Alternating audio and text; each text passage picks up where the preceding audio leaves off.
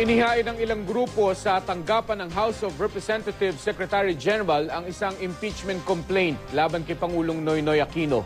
Magsasampa rin daw bukas ng hiwalay na impeachment complaint ang isang grupo ng kabataan. Makibalita tayo kay Jennifer Muniesa.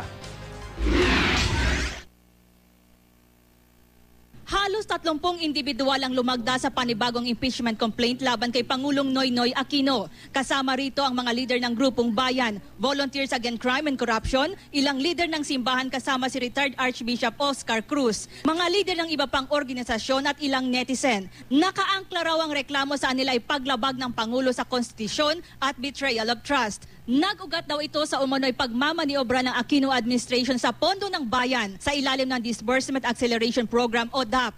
Bahagi rin daw ng naturang impeachment complaint ang paggamit umano ng administrasyon sa DAP para maplansya ang landowners compensation sa Hacienda Luisita. Ang ilan pang sumusuporta sa impeachment complaint nagmarcha sa paligid ng batasan. Kung ito ay inilagay sa magandang proyekto, dapat ang unang nakaramdam nito ay yung mga mahihirap. Pero alam nyo, hindi ito talaga namin naramdaman.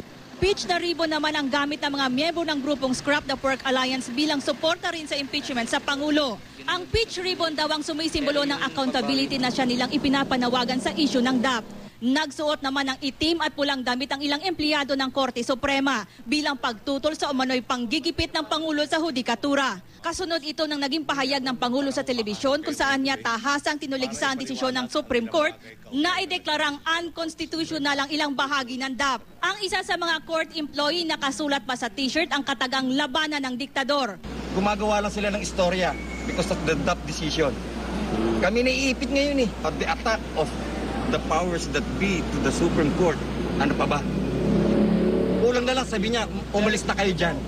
Dumating naman kanina sa Korte Suprema si Chief Justice Maria Lourdes Sereno ng naka-gray na business attire. Nginitian lang niya ang media nang subukan siyang hinga ng pahayag tungkol sa issue. Nitong Biyernes, naghain ng Office of the Solicitor General ng motion for reconsideration sa naunang desisyon ng Supreme Court na nagdedeklarang unconstitutional ang ilang bahagi ng DAP.